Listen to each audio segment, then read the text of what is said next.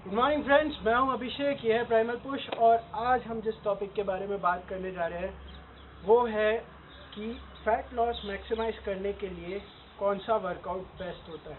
क्या आपका strength training सबसे अच्छी होती है, या आपकी HIIT अच्छी होती है, या आपका कार्डियो अच्छा होता है। तो फ्रेंड्स, आज के एपिसोड में हम देखेंगे कि एक्टिविटीज़ का हमारे फैट यूटिलाइजेशन पे क्या इफेक्ट होता है, एक्टिविटी की इंटेंसिटी का हमारे फैट यूटिलाइजेशन पे क्या इफेक्ट होता है, वो हम एक ग्राफ की मदद से समझेंगे।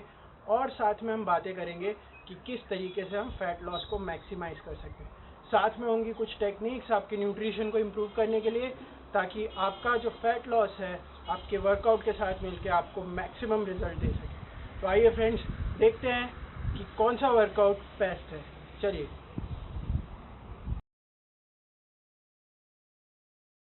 फ्रेंड्स, हमारी बात चल रही थी कि हम देखेंगे इस वीडियो में कि बेस्ट वर्कआउट फैट लॉस के लिए क्या है। तो फ्रेंड्स, बहुत सारे multitudes of workouts are available these days. आपको कार्डियो करना है, जुम्बा करना है, फिर आप वेट लिफ्टिंग कर सकते हैं, CrossFit, cycling, spin, dancing, the list is endless. तो अल्टीमेटली ये क्या करता है कि एक कॉमन इंसान को ये चीज़ें कंफ्यूज कर देती हैं कि उनको एक्चुअली में कौन सा वर्कआउट फॉलो करना चाहिए, सो दैट उनको मैक्सिमम रिजल्ट मिल सके अपने वर्कआउट से। एंड उनकी जो हेल्थ है और हेल्थ के जो मार्कर्स हैं, लो डायबिटीज़ ख़त्म होना, then there is good muscle mass and all those things, increase cardiovascular fitness, वो सारी चीज़ें होना। सो किससे उनको बेस्ट बेनिफिट मिलेगा। सो इससे पहले कि हम ये देख सकें कि क्या है इससे पहले कि हम देख सकें कि बेस्ट वर्कआउट क्या है, हमें कुछ प्रिंसिपल्स जानने पड़ेंगे। उन प्रिंसिपल्स में है bio energetics, general adaptation syndrome. हमको ये जानना पड़ेगा कि मसल्स कैसे बिल्ड होती है, मसल बिल्ड होने के स्टिमुलस क्या है बॉडी में। तो एक बार जब हमें ये इनके प्रिंसिपल्स का एक ब्रॉड पिक्चर मिल जाएगा, तब हम जब बेस्ट वर्कआउट की और न्यूट्रिशन की बात करेंगे, तब हमें वो चीज़ें ज़्यादा अच्छे से समझ में आएंगी और हम उन्हें बेहतर तरीके से इम्प्लीमेंट कर पाएंगे। तो फ्रेंड्स, आइए हम देखते हैं कि ये सारे प्रिंसिपल्स क्या हैं, एंड फाइनली हम देखेंगे कि क्या बेस्ट वर्कआउट है। एक वार्निंग है लेकिन, कि ये वीडियो थोड़ा सा लंबा होगा, बट मैं रिक्वेस्ट करूँगा कि आप ये वीडियो देखें और अपने फ्रेंड्स के साथ में भी शेयर करें, सो दैट आपको पता लगे कि फैट लॉस का प्रॉपर तरीका क्या है, उसके पीछे का साइंस क्या है। तो आइए guys, let's start with bio energetics. Bio energetics friend science की एक फील्ड है जिसमें हम ये स्टडी करते हैं कि बॉडी किन किन मेथड से एनर्जी प्रोड्यूस करती है टू फैसिलिटेट द एक्टिविटी। हम जो एक्टिविटी कर रहे हैं उस एक्टिविटी को एनर्जी कैसे कैसे बॉडी प्रोवाइड करवाती है, उसकी स्टडी होती है बायो एनर्जेटिक्स से। तो फ्रेंड्स, बायो एनर्जेटिक्स का जो बेसिक है, सबसे स्टार्टिंग पॉइंट है, वो ये है कि हमारी बॉडी जिस सब्सटेंस से एनर्जी यूज करती है उसका नाम होता है ATP। और ATP बनाने के लिए ही हम कार्बोहाइड्रेट्स खाते हैं, हम फैट खाते हैं। हमारी बॉडी इन दोनों सब्सटेंसेस को ATP में कन्वर्ट करती है और उस ATP को हमारी बॉडी जो है एक्टिविटी को फ्यूल करने के लिए यूज करती है। तो फ्रेंड्स, हमारी बॉडी के पास में हम जो फूड खाते हैं उसमें से ATP जनरेट करने के 3 बेसिक पाथवेज होते हैं, 3 तरीके होते हैं। सबसे पहला होता है PCR, फोस्फोक्रिएटिन। सेकंड होता है हमारा ग्लाइकोलाइटिक साइकिल, एंड थर्ड होता है हमारा एरोबिक साइकिल। तो PCR साइकिल में हम क्या करते हैं कि हमारी बॉडी में हमेशा ATP का रिएक्शन होता रहता है, क्योंकि हम एक्टिविटी हमारी चलती रहती है, सेलुलर एक्टिविटीज चलती रहती है। तो ATP का रिफॉर्म होता है। ATP हमारा वो कैसे होता है कि PCR जो मॉलिक्यूल होता है उसमें से फोस्फेट टूटता है और वो फोस्फेट ADP से मिलके ATP बनाता है। तो ये बहुत फास्ट रिएक्शन होता है, इसमें बहुत जल्दी जल्दी हमें ATP मिलता है, बट इसका डाउनसाइड ये है कि ये बहुत शॉर्ट ड्यूरेशन की है। हार्डली 0 से लेकर 10 सेकेंड्स तक की जो हमारी एक्टिविटी होती है वो PCR साइकिल सपोर्ट कर सकती है। But on the flip side ये बहुत इंटेंस और पावरफुल एक्टिविटीज़ को हेल्प करती है। जैसे आपके 100 मीटर रनिंग हो गया, आपका मैक्सिमम एफर्ट का डेडलिफ्ट या मैक्सिमम एफर्ट का आपका स्क्वाट हो गया। तो उस तरीके की एक्टिविटीज़ के लिए आप मोस्टली पीसीआर साइकिल के ऊपर डिपेंड करते हैं। नेक्स्ट आता है ग्लाइकोलाइटिक पाथवे। अब ग्लाइकोलाइटिक पाथवे में फ्रेंड्स हम लोग क्या करते, हमारी बॉडी क्या करती है, जो हम लोग कार्बोहाइड्रेट इंजेस्ट करते हैं, बॉडी कार्बोहाइड्रेट्स को शुगर में ब्रेक डाउन करती है, देन उन शुगर से, उन सिंपल शुगर से जो एनर्जी प्रोड्यूस करने का पाथवे है, that is glycolytic pathway. Glycolytic pathway is slightly slower then the PCR cycle, but ये थोड़ा सा लॉन्ग लास्टिंग होता है। ये 10 सेकंड से लेके 5 मिनट तक के बीच की जो हमारी ड्यूरेशन की एक्टिविटी होती है, 400 मीटर की रनिंग हो गई हमारी, या फिर एक लंबा सेट हो गया, तो उस तरीके की जो एक्टिविटीज़ होती हैं जिनकी ड्यूरेशन रेंज करती है बिटवीन 10 सेकेंड्स टू 5 मिनट्स, उसके लिए हम लोग ग्लाइकोलाइटिक साइकिल का यूज़ करते हैं। ग्लाइकोलाइटिक साइकिल का जो एंड प्रोडक्ट होता है वो होता है हमारा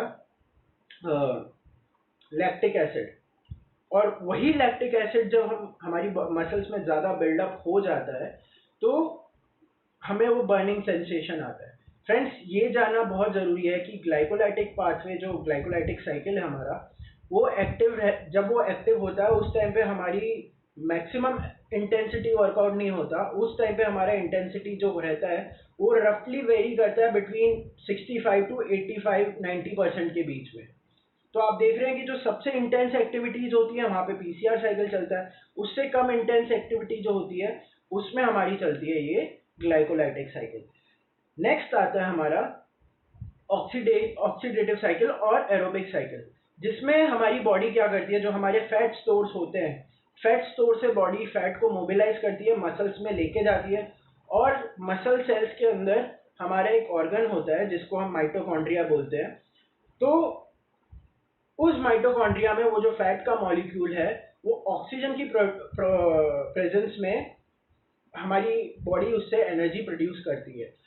तो फ्रेंड्स, आप देखिए जैसे कि हमारा जो पीसीआर साइकिल है और ग्लाइकोलाइटिक साइकिल है, इन दोनों में हमें ऑक्सीजन की ज़रूरत नहीं पड़ती है, तो उनको एनारोबिक पाथवेज भी बोलते हैं। और ये जो हमारा एरोबिक पाथवे है, क्योंकि इसमें ऑक्सीजन लगता है इसलिए इसको एनारोबिक पाथवे बोलते हैं। तो ये हमारा हुआ 3 मेन जो एनर्जी साइकिल्स होते हैं वो ये। फाइनल एक बात हमारी रहती है प्रोटीन के बारे में, कि प्रोटीन से एनर्जी बन सकती है या नहीं। जी हाँ दोस्तों, प्रोटीन से भी हमारी बॉडी एनर्जी बना सकती है, but for most of us जो हेल्दी फिट लोग हैं उनमें प्रोटीन से एनर्जी का जो कंट्रीब्यूशन आता है, इट्स रफली about 10% of the total energy जो हमारी बॉडी को चाहिए होती है। सो अनलेस एंड अनटिल आप किसी ऐसी सिचुएशन में कि आपका फूड इंटेक बहुत कम है, एक्टिविटी का इंटेक बहुत ज़्यादा है, या फिर आप एक्सीडेंट में आ गए हैं, आप खा नहीं पा रहे हैं, आप बेड रिडन हैं, या आपके पेट में कोई बीमारी है जिसकी वजह से आपका फूड डाइजेस्ट नहीं होता है, तो उस केस में हमारी बॉडी जो है, हमारी जो स्टोर्ड प्रोटीन है, जैसे कि हमारा मसल्स हुआ, तो मसल्स को हमारी बॉडी तोड़ती है, उसमें से कार्बोहाइड्रेट बनाती है through a process called gluconeogenesis, and उस कार्बोहाइड्रेट को फिर एनर्जी के लिए यूज़ करती है। बट अनलेस एंड अनटिल आप किसी ऐसी ड्रेडफुल सिचुएशन में है, आपकी बॉडी बहुत ज़्यादा प्रोटीन पे रिलाई नहीं करती है, it prefers to use carbohydrate for high intensity exercises and it prefers to use fat for low intensity exercises, जैसे कि आपका जॉगिंग हो गया, वॉकिंग हो गया, बैठना, सोना, किसी से बात कर रहे हैं, उन सब के लिए फैट को यूज़ करना प्रेफर करती है। सो ये बात हुई फ्रेंड्स हमारी बायोएनर्जेटिक्स की। नेक्स्ट हम बात करते हैं कि मसल्स कैसे बिल्ड होती है, हमारी मसल्स को कैसे पता लगता है कि अभी उनको बिल्ड होना है। तो ये हम देखते हैं अभी नेक्स्ट सेक्शन में। फ्रेंड्स, मसल्स को कैसे पता, हमारी बॉडी को कैसे पता लगता है कि अभी मसल्स बिल्ड करने हैं, तो उसके हमारे पास में 3 तरीके होते हैं, और वो 3 तरीके हैं। एक मैकेनिकल लोड, सेकंड होता है हमारा मसल डैमेज, मसल जिसे हाइपरट्रोफी भी बोलते हैं, मसल डैमेज, और थर्ड हमारा होता है सबस्ट्रेट डिप्लीशन। तो अभी हम सबसे पहले एक्सप्लोर करते हैं कि मैकेनिकल लोड क्या है। तो फ्रेंड्स, इमेजिन करिए कि एक इलास्टिक बैंड है, तो इलास्टिक बैंड को जितना पावर, जितनी फोर्स से हम खींचते हैं उतना ज़्यादा उसका स्ट्रेच बढ़ता जाता है, उतना इलास्टिक बैंड में टेंशन इंक्रीज होता है। तो अगर आप हमारी मसल्स को एक इलास्टिक बैंड की तरीके से इमेजिन करें, तो जितना लोड हम मसल के ऊपर अप्लाई करेंगे उतना उसके ऊपर टेंशन बढ़ता है, और जितना टेंशन मसल के ऊपर बढ़ता है उतना ज़्यादा हमारी मसल के पास में स्टिमुलस जाता है, whether it needs to grow और नॉट। तो मान लीजिए अगर आपने वेट उठाया और उसका जो लोड है वो मसल की कैपेसिटी के अंदर है, तो उसके पास में ग्रो करने का कोई भी चांस नहीं है, ग्रो करने का कोई स्टिमुलस नहीं है।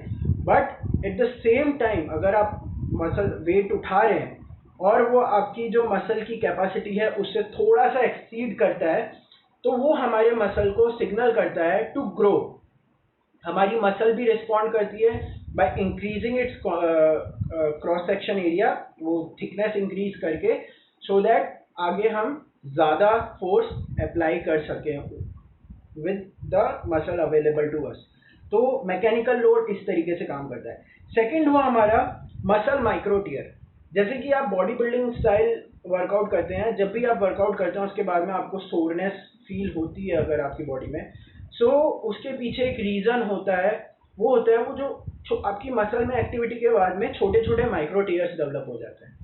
तो माइक्रो टियर्स जब डेवलप हो जाते हैं उस टाइम पे हमारी बॉडी, फिर जब आप जिम से बाहर आते हैं अपनी एक्टिविटी बंद करके आप बाहर आते हैं, तो हमारी मसल्स फिर उन माइक्रो टियर्स को रिपेयर करती है। In that process muscle growth होती है, मसल की ग्रोथ होती है, उसकी थिकनेस बढ़ती है।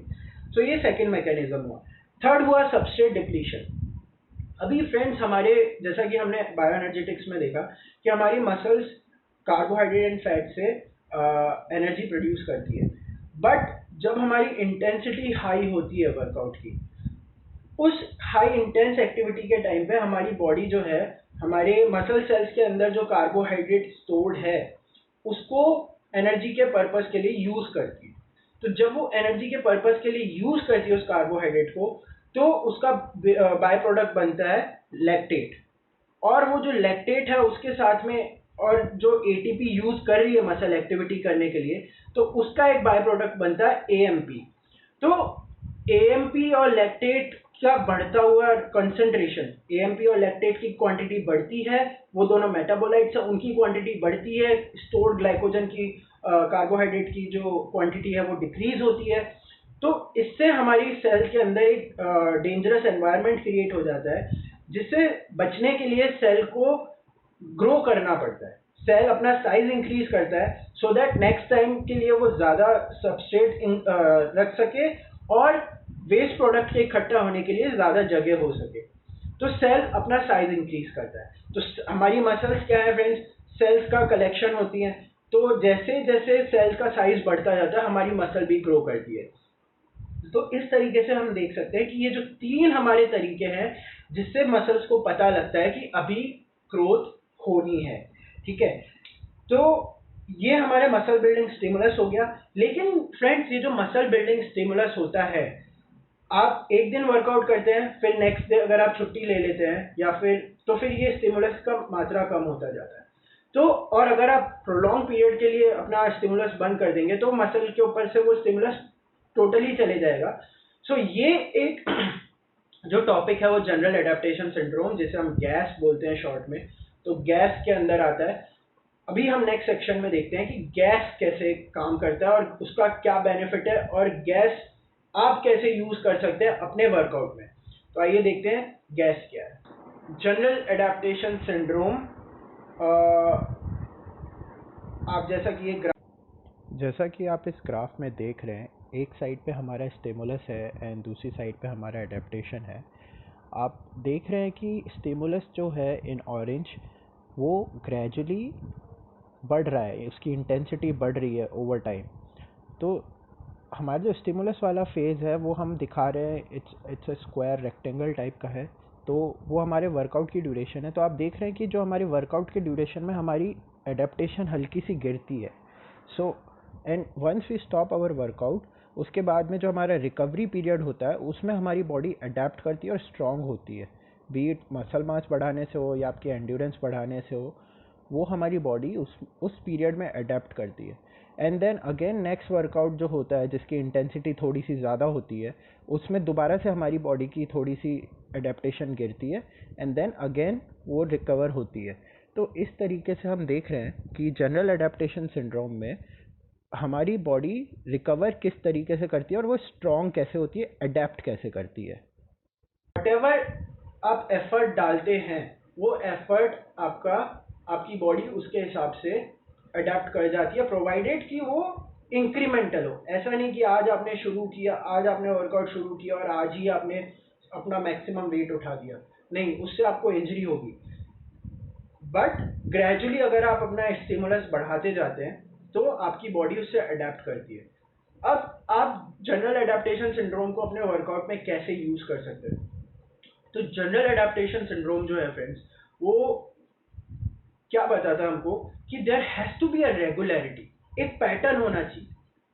तो जब तक आपका वर्कआउट रैंडम है, मान लो कि आज आपने वेट लिफ्टिंग किया, फिर आपने कल जुम्बा चले गए, परसों आप कार्डियो करने चले गए, उसके अगले दिन आप क्या कहते हैं, आप कोई स्पोर्ट खेल रहे हैं, उसके अगले दिन आप साइकिलिंग कर रहे हैं, स्पिन कर रहे हैं, फिर से आप वेट ट्रेनिंग कर रहे हैं, तो जो मसल्स के ऊपर आपने आज स्टिमुलस दिया है, उस दिन तक आते आते आपका जो स्टिमुलस है, जब आप दोबारा से वेट ट्रेनिंग करने जा रहे हैं, वो स्टिमुलस खत्म हो चुका था, आप बेस लाइन पे आ चुके होते हैं या फिर उससे भी थोड़ा नीचे जा चुके होते हैं।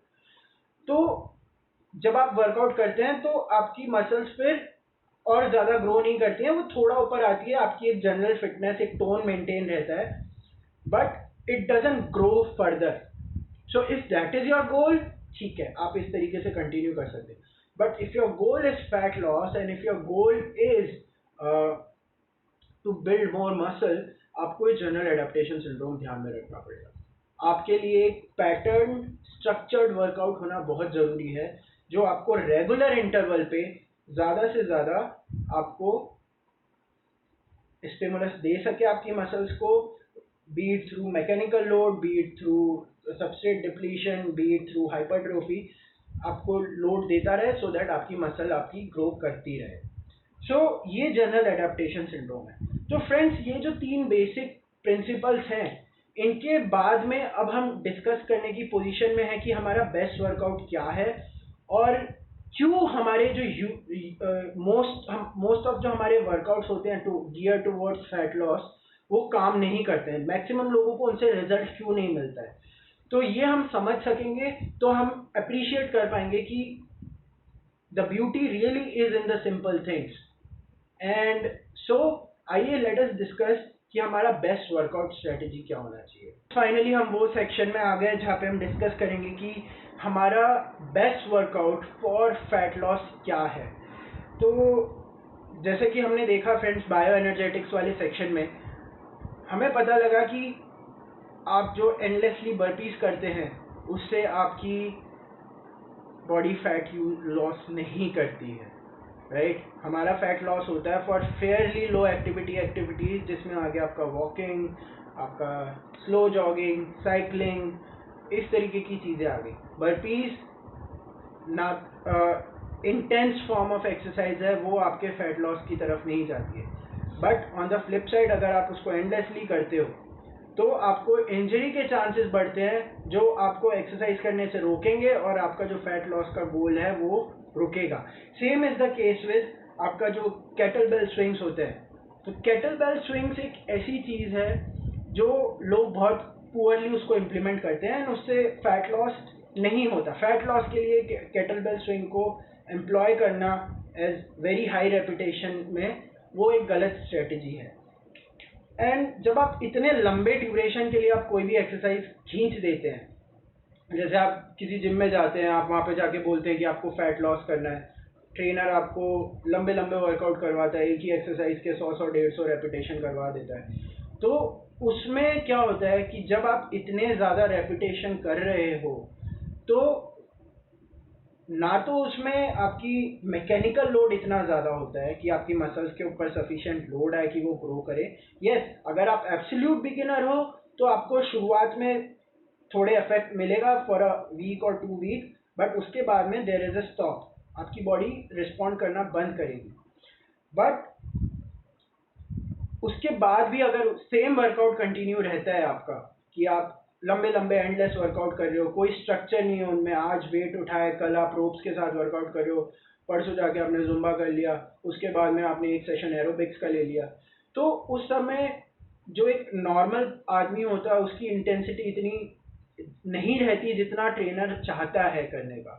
तो एट दैट पॉइंट ना तो आपका मैकेनिकल लोड इतना ज़्यादा होता है, ना मसल डैमेज होता है, जो हाइपरट्रोफी वाला जो सिस्टम है ना वो इतना अपडेटेड अप टू मार्क होता है कि आपकी मसल के पास में वैसे ग्रो करने का काम हो, और इंटेंसिटी तो कम है ही, तो वो लैक्टिक एसिड का बिल्डअप नहीं हो पाता, आपके कार्बोहाइड्रेट का डिप्लीशन नहीं हो पाता, तो हमारे मसल सेल्स के पास में भी ग्रो करने का कोई स्टिमुलस नहीं है।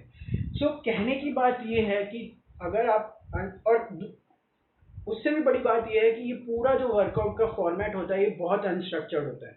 जैसे कि मैंने बताया, एक दिन वेट्स, नेक्स्ट डे कुछ और, उसके अगले दिन कुछ और, एक हफ्ते के बाद में दोबारा से वेट्स आते हैं।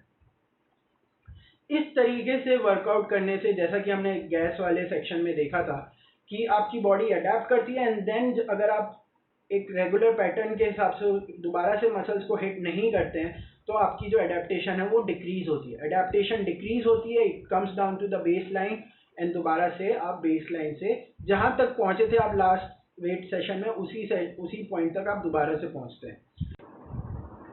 सो बेस लाइन पे आके जो कंटिन्यूअस बेस लाइन पे आके हम दोबारा से एक्टिवेट करते हैं मसल्स को, एंड फिर हम छोड़ देते हैं हफ्ते भर के लिए अलग अलग वेराइटी मसल कंफ्यूजन के नाम पे। तो उन सब से होता यह है कि हमारी मसल्स जो हैं अडेप्ट नहीं कर पाती। यस, आपकी कार्डियोवैस्कुलर फिटनेस बढ़ेगी, आपका थोड़ा स्टेमिना बढ़ेगा, बट आपके मसल मास के ऊपर, आपके बॉडी कंपोजिशन के ऊपर इस तरीके के स्ट्रक्चर का एब्सोल्युटली कोई इफेक्ट नहीं होता है। तो आपको करना क्या है ऐसे सिचुएशन में? अब आपके दिमाग में क्वेश्चन आएगा कि कौन सा वर्कआउट आपका बेस्ट है। तो फ्रेंड्स, सबसे अच्छा वर्कआउट जो आपके लिए है, आपके फैट लॉस के गोल के लिए, आपके बॉडी कंपोजिशन के गोल के लिए, वो है structured weight training programme. Structured weight training programme ensure करता है कि there is sufficient mechanical load. Second, it ensures through variety of load कि आपकी मसल में डैमेज भी हो, सो दैट वो आप उस तरीके से ग्रो कर सके, एंड इंटेंसिटी इतनी होती है एक स्ट्रक्चर्ड वेट ट्रेनिंग प्रोग्राम की कि आपका सबस्ट्रेट डिप्लीशन वाला फैक्टर भी काम करता है। जैसे आपने देखा होगा कि बॉडी बिल्डर लोग होते हैं, लाइट वेट के साथ में पंप वर्क करते हैं, तो pump work basically substrate depletion का काम करता है। उनका सिर्फ एक ही गोल होता है, उसका एक ही टारगेट होता है पंप वर्क का, ज़्यादा से ज़्यादा हम मसल के वो सबस्ट्रेट को डिप्लीट करें, और एक बार जब सबस्ट्रेट डिप्लीट हो गया तो हमारे सेल के पास में ग्रो करने का स्टिमुलस रहता है। सो दूसरी एक बड़ी बात जो है कि हमारा जो स्ट्रक्चर्ड प्रोग्राम है, structured according to what? Structured according to the general adaptation syndrome. अब जैसे कि मान लीजिए कि आपने आज बैक किया, आज आपने बैक की एक्सरसाइज करी, 2 दिन छोड़ के आप फिर बैक की एक्सरसाइज करते हैं, 2 दिन छोड़ के आप फिर से बैक की एक्सरसाइज करते हैं। तो आप जब इस तरीके से बैक की एक्सरसाइज करते हैं वीक में 3 बार, तो आप देख सकते हैं कि एक स्ट्रक्चर जनरेट हो रहा है कि आपने वीक में 3 दिन आपने बैक को हिट किया, इट्स नॉट रैंडम, एंड हर एक वर्कआउट में आपने ट्रेनिंग के कुछ एक पैरामीटर को एडजस्ट किया सो दैट आपकी मसल के ऊपर ज़्यादा लोड गया। या तो आप रेस्ट पीरियड चेंज कर सकते हैं, या आप लोड इंक्रीज कर सकते हैं, या आप क्या बोलते हैं टेम्पो चेंज कर सकते हैं कि आप किस तरीके से एक्सरसाइज को बदल रहे हैं। तो बट देर इज आपकी मसल ग्रुप हम हिट कर रहे हैं, बैक की मसल को हम पीरियोडिकली हिट कर रहे हैं, like 3 days in a week हम बैक की मसल्स को हिट कर रहे हैं, हम लोड को मैनिपुलेट कर रहे हैं, हम जो हमारे मसल बिल्डिंग स्टिमुलस हैं हम उनको मैनिपुलेट कर रहे हैं, देन हम एक रेगुलराइज तरीके से मसल के ऊपर काम कर रहे हैं। तो हमारी मसल के पास में ग्रो करने का काफ़ी स्कोप होता है, काफ़ी ज़्यादा स्टिमुलस होता है। तो फ्रेंड्स, ये तो बात होगी कि बेस्ट वर्कआउट आपका कौन सा होना चाहिए, which is a structured weight training workout. Not like कि आज आपने बैक किया फिर आप 2 हफ्ते बाद बैक करते हैं, that is not structured workout. आप बोलोगे कि यार वो पीरियोडिक तो है, पीरियोडिक है, बट वो जो इतना गैप आपने बीच में दे दिया उसमें आपकी जो बैक की मसल है वो डीकंडीशन हो जाएगी, फिर से आपकी एडेप्टेशन पूरी खत्म हो जाएगी, आप फिर से ग्राउंड लेवल से या फिर ग्राउंड लेवल से भी थोड़ा नीचे से स्टार्ट करेंगे। So it will never reach the peak जो जहाँ पे आप पहुँचना चाहते हो। तो जितना फ्रीक्वेंटली आप स्पेशली 2 से 3 बार आप मसल को वीक में हिट करिए सो दैट मसल ग्रो कर सके। So that is the concept of general adaptation syndrome. एक रेगुलर पीरियडाइज तरीके से आप अपनी मसल्स को हिट करें। अभी ये जानना जरूरी है कि मसल्स क्यों जरूरी है फैट लॉस करने के लिए। जैसा कि हमने देखा कि बायोएनर्जेटिक्स में कि जब हमारा एरोबिक पाथवे चलता है, उस एरोबिक पाथवे में फैट हमारा जो है, फैट का मॉलिक्यूल है, वो फैट सेल से निकलता है और हमारी मसल में ट्रांसपोर्ट होता है, जहाँ पे उससे एनर्जी प्रोड्यूस होती है।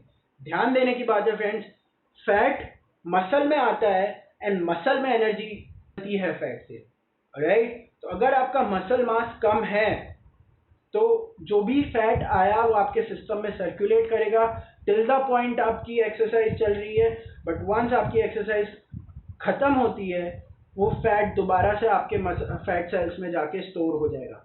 सो बेसिकली आपका जो वर्कआउट है इट डिड नथिंग, आपके वर्कआउट का आपके फैट लॉस के ऊपर कोई असर नहीं हुआ। आपके ऊपर पहले भी जितना फैट था वो फैट की क्वांटिटी अभी भी वर्कआउट खत्म होने के बाद भी उतनी ही है। तो अनलेस एंड अनटिल आप अपना मसल मास बढ़ाएंगे तब तक आपकी बॉडी पे फैट लॉस वर्कआउट्स का कोई इफेक्ट नहीं होगा।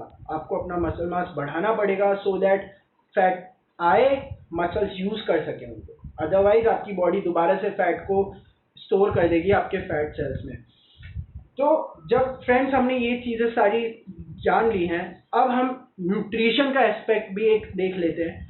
एक बार न्यूट्रिशन का भी हमें पता लग जाएगा तो हम ये पूरा सिस्टम एक बांध के देख सकते हैं एक पैकेज की तरीके से कि हमें क्या करना चाहिए, राइट। और हमें पूरी पिक्चर क्लियर हो जाएगी कि एक्चुअल में फैट लॉस में कौन से स्टेप्स इन्वॉल्व हैं।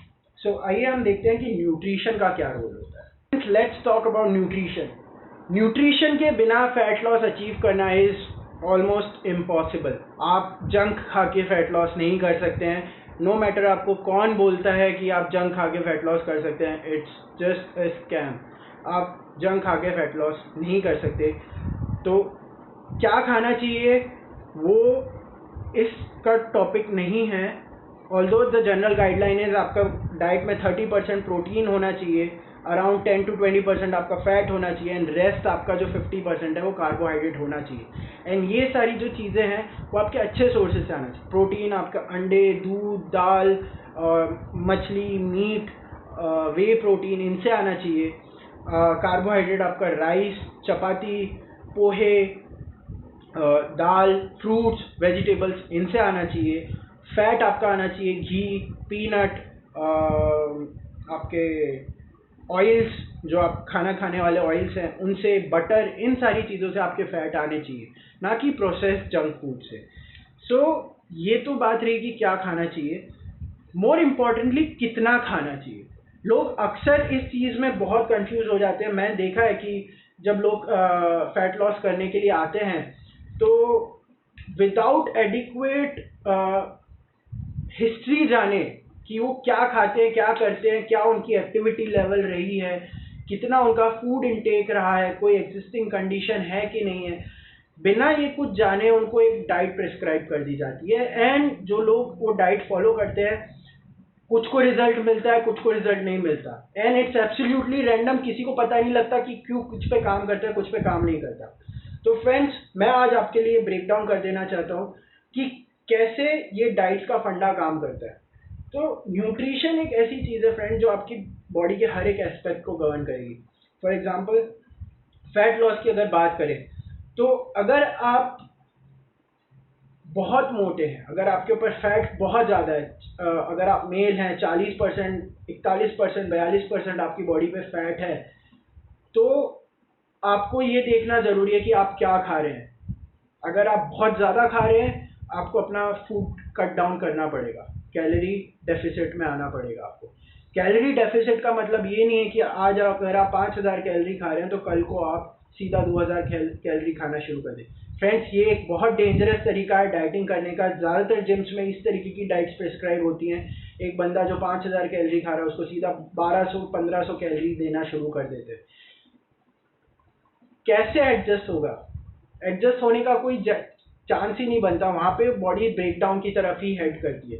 शुरुआत में आपको रिजल्ट दिखेगा, 1 हफ्ते 2 हफ्ते, ज़्यादा से ज़्यादा 1 महीने तक आपकी बॉडी कीप अप करेगी, फिर आपकी बॉडी गिव अप कर जाएगी और आप भी इतने कम खाने के साथ में डील नहीं कर पाएंगे। तो कैलोरी डेफिसिट का मतलब है, अगर आप 5000 कैलोरी आज खा रहे हैं तो कल आप 4700 या 4500 कैलोरीज पे जाइए एंड ग्रेजुअली उसको धीरे धीरे, जैसे जैसे आपका मास कम होता जाता है, फैट मास कम होता जाता है, आपकी एक्सरसाइज की इंटेंसिटी बढ़ती जाती है, उस तरीके से आप अपना फूड का इंटेक कम करते आइए सो दैट आपको अडेप्ट होने में टाइम लगेगा, रिजल्ट आने में भी टाइम लगेगा, but at the same time आप ये इंश्योर कर पाएंगे कि आप अपने वर्कआउट के ऊपर टिक पाएंगे, आप अपनी डाइट के ऊपर टिक पाएंगे। सो आपका जो रिजल्ट है वो आके गायब नहीं हो जाएगा। ऐसा नहीं होगा कि आपने जब डाइट छोड़ी, वर्कआउट करना थोड़ा सा कम किया, थोड़ा बहुत आपने लेजीनेस किया तो आप दोबारा से मोटे हो जाएंगे। ऐसा नहीं होगा, आपका रिजल्ट आपके साथ रहेगा। तो लेकिन अगर आप एक जनरल आदमी है, 20 से 25% बॉडी फैट है, आपकी जनरल इंटेक 2500-2300 कैलोरी के बीच में है, तो मैं नहीं समझता वहाँ पे आपको बहुत डाइटिंग करने की ज़रूरत, आपको अपनी कैलोरीज कम करने की ज़रूरत है। आपको एक structured workout, weight training workout implement करने की ज़रूरत है। जब आप एक स्ट्रक्चर्ड वेट ट्रेनिंग इम्प्लीमेंट करते हैं, आपकी मसल्स के ऊपर लोड पड़ता है, आपकी जो बॉडी है वो अडेप्ट करती है ज़्यादा अच्छे से। मतलब आप जो खा रहे हैं, आपकी जो 2300 कैलोरीज हैं, वो 2300 कैलोरीज आपकी मसल्स ज़्यादा बेटर तरीके से यूटिलाइज कर सकती हैं। आपकी बॉडी के ऊपर जब मसल मास इंक्रीज होने लगता है तो आप रेस्ट में भी ज़्यादा फैट यूज़ करते हैं, आपकी बॉडी आपके मसल्स को मेंटेन करने के लिए। सो ये चीज़ें ध्यान में रखना बहुत ज़रूरी कि आपकी फैट, करंट फैट परसेंटेज क्या है, एंड सेकेंड आपका फूड इंटेक कितना है। अगर आपका बहुत ज़्यादा फूड इंटेक नहीं है, एक अच्छा खासा फूड, मतलब भी 2200 कैलोरी 2300 कैलोरी अगर आपका फूड इंटेक है, 20 से 25% बॉडी फैट है, तो आपको बहुत ज़्यादा कैलोरी डेफिसिट में जाने की ज़रूरत नहीं है। आप सब्सटेंशियली मसल बिल्डिंग वर्कआउट के ऊपर फोकस करके अपना फैट लॉस क्रिएट करवा सकते हैं through the utilisation of fat by your muscles. ठीक है, सेम बात रही, मैं लेडीज़ के बारे में भी बात बोलूँगा। ये चीज़ लेडीज़ में स्पेशली बहुत ज़्यादा होती है कि जब उनको खाना खाने के लिए बोला जाता है तो वो बहुत डर जाती है। तो लेडीज़, आपके लिए खाना और भी ज़्यादा ज़रूरी है। आपके पीरियड्स, आपकी जो गायनेकोलॉजिकल हेल्थ है, आप में ऑस्टियोपोरोसिस के ज़्यादा चांसेस होते हैं, जो कि अगर आप बहुत कम कैलोरी वाला फूड खाते हैं, 900-1200 कैलोरीज में रहते हैं अगर आप, तो आपकी उन सारी चीज़ों के चांसेस बढ़ते हैं क्योंकि सफिशिएंट आपको न्यूट्रिशन नहीं मिल रहा है। तो आपको खाना खाना ज़रूरी है। आप भी अगर आप 30 से लेके 32% बॉडी फैट के बीच में है, आपको बहुत ज़्यादा डाइटिंग करने की ज़रूरत नहीं है। आपको अपने खाने को क्लीन अप करना है। यस, आप अगर बहुत आपके खाने में प्रोटीन कम होगा तो आप प्रोटीन की मात्रा इंक्रीज करिए, कार्बोहाइड्रेट्स को थोड़ा सा कम करिए, फैट को थोड़ा सा कम करिए, आपके खाने को एडजस्ट करिए। आपकी कैलोरी इंटेक को बहुत कम नहीं करना है, बट आपकी खाने का जो कंपोजिशन है, खाने का कंपोजिशन आपको थोड़ा चेंज करके देखना पड़ेगा। प्रोटीन इंक्रीज करिए जनरली, कार्बोहाइड्रेट थोड़े से कम करिए, फैट को थोड़ा सा कम कर दीजिए। तो आपका जो है आप देखेंगे कि उसी इतना करने से ही आपकी बॉडी में चेंजेस आ जाएगा। आपके जो कंडीशंस हैं, आपके जो थायराइड वगैरह के कंडीशंस हैं, आपके जो इरेगुलर पीरियड के जो कंडीशंस हैं, वो सारी चीज़ें आपकी सॉल्व हो जाएंगी। At the same time you will lose fat also. So nutrition बहुत ज़रूरी है। But yes, again and again I am saying, अगर आप बहुत ही ओबेस हैं, 50% अगर आपकी बॉडी के ऊपर फैट है, तो आपकी बॉडी इंसुलिन इनसेंसिटिव होगी। आप जो भी खाना खाएंगे, बॉडी उसको फैट के तरीके से स्टोर करने के ऊपर ज़्यादा ध्यान देगी। It will put your body at an risk. तो उस केस में आपको कैलोरी डेफिसिट करना ज़रूरी है। But if you are a female, 32% के 30 से लेके 32% के बीच में अगर आपका बॉडी फैट है, don't worry with a lot of calorie deficit. आप खाना खाइए, खाने का कंपोजिशन चेंज करिए और मसल बिल्डिंग के ऊपर काम करिए। जैसा कि हमने डिस्कस किया, एक पीरियडाइज स्ट्रक्चर्ड वेट ट्रेनिंग वर्कआउट अपना फॉलो करिए। Yes it is boring, but yes it also gives lasting result. Similarly guys, आपके लिए भी हमारे केस में उल्टा होता है, हम एक्चुअली में ज़्यादा खाते हैं। तो हमें ये ध्यान देना है कि हम जो एक्स्ट्रा चाय पी रहे हैं, पकौड़ी खा रहे हैं, हमें वो सारी चीज़ें कम करनी है। खाने में हमें अच्छे क्वालिटी फूड्स डालने हैं। लीन फिश हो गया, एग हो गया, हमारा दूध हो गया, वे प्रोटीन, दाल, हमारे नट्स हो गए, सीड्स हो गए, ये सब हमें अपनी डाइट में इंक्लूड करने हैं। और हमें सब्जियां ज़्यादा खानी है, फ्रूट ज़्यादा खाने हैं। और हमारी जो कैलोरी इनटेक है 20 से 2000, 2200-2500 कैलोरीज के बीच में रखिए। एक structured weight loss workout, weight training workout आप फॉलो करिए, तो आपको भी फैट लॉस एक अच्छी ड्यूरेशन कंटिन्यूस फैट लॉस होगा। आप डाइट पे भी फोकस कर पाएंगे, आप स्टिक करेंगे, आप वर्कआउट से भी स्टिक करेंगे, and in the end consistency beats everything. जितना कंसिस्टेंट आप अपनी डाइट और अपने वर्कआउट के साथ में रहेंगे, उतना ज़्यादा आपका जो है फैट लॉस रहेगा। सो ये थे फ्रेंड्स हमारे आज का वर्कआउट, बेस्ट वर्कआउट वीडियो कि वर्कआउट का बेस्ट तरीका क्या है, उसके साथ में न्यूट्रिशन के क्या टिप्स हैं। तो आइए, let's just wrap up and and this video.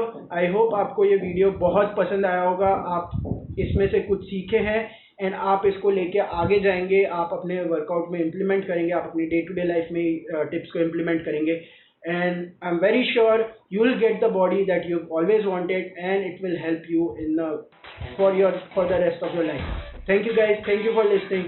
I'll see you in the next video. Bye bye. Thank you.